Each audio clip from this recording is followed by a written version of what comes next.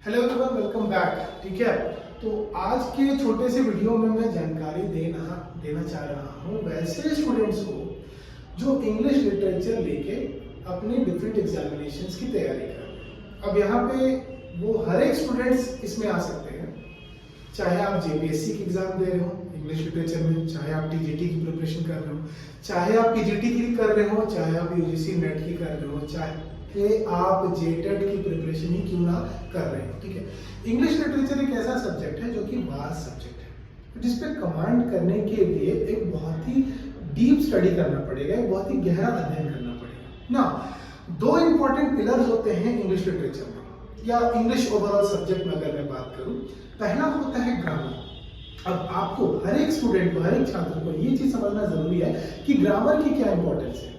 अब कहने को तो सभी को पता है नाउन और प्रोनाउन क्या है, बट मैं अगर आपसे पूछूं कि फॉर एग्जांपल कि पानी एक काउंटेबल नाउन हो गया कि अनकाउंटेबल नाउन हो गया, ठीक है, तब ऐसे सवाल का जवाब आप फंस जाएंगे। या मैं पूछूं वर्क मतलब काम, क्या ये काउंटेबल नाउन है कि अनकाउंटेबल नाउन है, तो आप सब कंफ्यूज हो जाएंगे।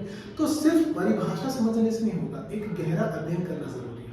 तो पहला पिलर है हमारा व्याकरण, दूसरा इंपॉर्टेंट पिलर है हमारा जो लिटरेचर, जिसे हम साहित्य कहते हैं। अब इसके अंदर ड्रामा आ सकता है, नॉवल आ सकता है, पोएट्री आ सकता है, शॉर्ट स्टोरीज आ सकता है। ये एक इतना बड़ा समुद्र है जिसकी गहराई नापना आसान नहीं है, ठीक है, बट इसमें हमें कुछ सेलेक्टिव स्टडी करना है।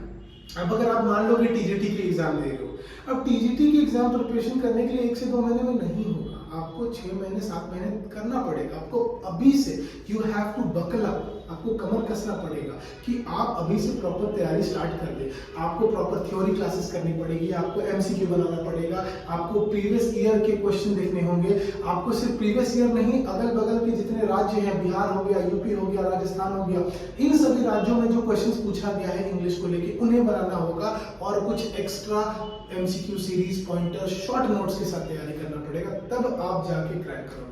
तो ये सारी चीजें हमारे यहाँ यानी पतंजलि परिवार के ऐप पे अवेलेबल है। अगर आप ऐसे स्टूडेंट हो जो इंग्लिश पढ़ रहे हो और आप सोच रहे हो, तो अभी सही समय है तैयारी करने को। क्योंकि जैसे सिलेबस आएगा और अगर 2 महीने 3 महीने में एग्जाम ले लिया, तो आप तैयारी कर लोगे, लेकिन वो तैयारी अधूरी रह जाएगी। और अगर 1 से 2 नंबर के लिए भी छूट गया तो फिर आपका प्रॉब्लम होगा। क्योंकि 2016 के बाद से वैकेंसी नहीं आया, स्पेशली मैं टीजीटी की बात कर रहा हूँ, और इस बार यानी 7-8 साल के बाद आने वाला है। तो आप क्यों ना अभी से लग जाओ। बहुत लोग ये बोलेंगे कि सर अभी से तैयारी क्यों करें, सिलेबस अभी नोटिफिकेशन है, तो क्या नोटिफिकेशन आने के बाद आप कर लोगे तैयारी 3 महीने में इतनी बड़ी सिलेबस की? खुद अपने आप दिल से पूछो, मुझे मत पूछो।